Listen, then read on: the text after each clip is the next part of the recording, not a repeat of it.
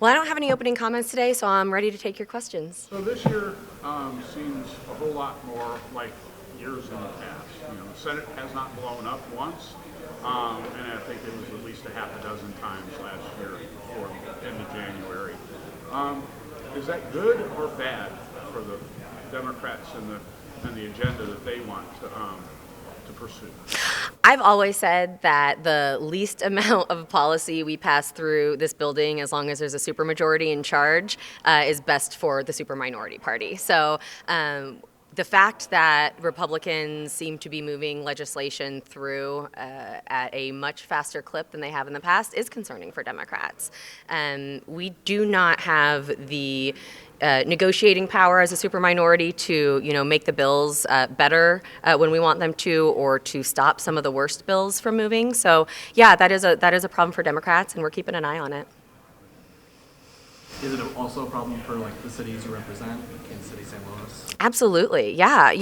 Often what we see from the state legislature are attacks on our largest municipalities in the state because they are democratically run. And so there's a constant push and pull between the state and St. Louis and the state and Kansas City. And so, yes, of course, we're concerned about the effect that an effective and efficient supermajority party will have on our big cities. Yesterday, we saw President Trump sign an executive order that would make no men be allowed to play in women's sports after a 7-hour hearing this week here. What is kind of the feel of this topic when it comes to the State House here, especially for Democrats? Well, I'll start by saying that this has been a conversation in Missouri for several years now. I have been in the room for most of the hearings, the marathon hearings that we hold on the issue. And what I've learned over the past several years, sitting in that room and listening to testimony, is that the majority of Americans don't actually understand the science, the personal stories, what really goes into a trans kid who's interested in playing a sport.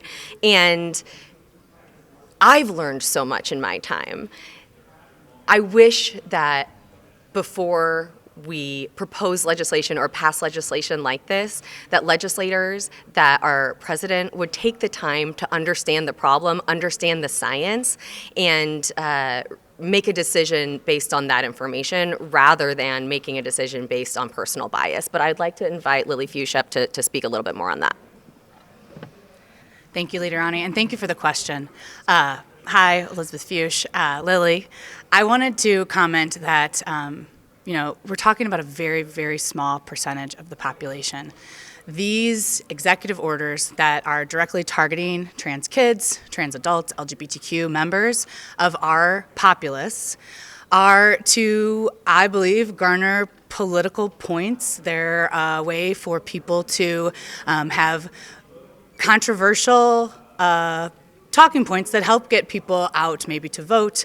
And so I think that this is an opportunity for us to, like Leader Ani said, share more about what trans kids are going through, to talk about how this is a very small part of the population, and that these are directed attacks that are intentionally set out to marginalize, and I think are causing a lot of unnecessary fear for our communities. And so that's how I would answer that. Thank you. You had the press conference on Monday. I think it was the Equality Caucus. Mm-hmm. Has that been recognized by the speaker or? Thanks. That's a great question. I'm very pleased to say that I had a meeting with Speaker Patterson on Tuesday. We did present that letter with many members of support of the House Democrats. So I want to thank my colleagues very much for supporting our efforts for this Intersectional Equality Caucus, where we're very proud to have presented the letter to the Speaker, and he seemed receptive. Haven't received a letter back stamped, but he seems, was receptive to it and received the letter with appreciation. Can you explain that caucus a little bit, just so people understand it? There are several, I would say, affinity caucuses here in the building. We have an Irish American caucus, we have the Black caucus, and there's a women's caucus. Some are partisan, some are nonpartisan. Our intention was, in the superminority, it is really hard to help our constituents who are feeling scared know that there's people in this building who are showing up, who are organizing. And so we wanted to really represent our diverse constituents. We wanted to take a stand for folks, and we will be, speaking on issues that are controversial, that impact immigrants, LGBTQ folks, Black and brown bodies. Like, we're going to be organizing and helping to send out a message that we are taking a stand for these identities. Representative Alney, I'm bringing this up because this was brought up on the Senate floor last night, but the border war law that Missouri signed in 2019 to stop the economic incentive war with Kansas, it expires in August. Is that something that there's legislation to either extend it or get rid of the sunset? Do you think that that should be extended? I do. I think that a border war between Kansas and Missouri doesn't serve Kansans or Missourians. As someone who grew up in Kansas and now lives in Missouri and has family on both sides of the state line, and I cross the state line constantly, it's so permeable. There are so many folks who live in Kansas, work in Missouri, and vice versa. Making sure that we're not in a constant push and pull between the states and basically pitting corporations against one another in those ways sometimes. I think that doesn't serve our constituents, and so I hope that we can extend that. Yeah. In your mind, did Kansas violate their side of the agreement last year with the Chiefs and Royals? And the Star Bonds? I'm not going to comment on that. What do you think of the efforts to find government inefficiencies, the website and the committees? Do you think that we have government inefficiencies that need to be brought to light?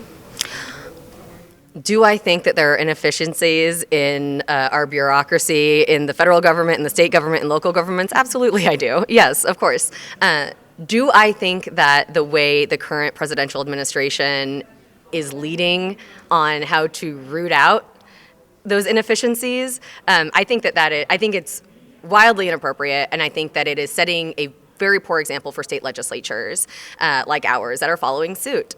So I don't know that it's going to be effective. I think that what we're going to likely see are folks identifying and targeting programs they simply don't agree with politically, not programs that are actually inefficient or not serving constituents.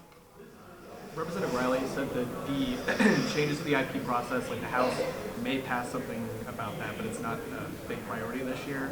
I did notice during the Amendment 3 related hearing this week, there were a lot of discussions about how well Amendment 3 did in bigger cities and then performed poorly in rural states. Those arguments just kept being made by some Republicans. Are you concerned about any changes to the initiative petition process this session? Particularly, there was the congressional map-related legislation last year. I am concerned. I'm not as concerned as I was last year because the big push for initiative petition reform was very clearly to keep Amendment 3 off the ballot in November, and they lost that fight. So I do think it's still a priority for a few folks, but I'm not certain that we're going to see it come to fruition this year. Anything else? Thanks, y'all. Have a good weekend.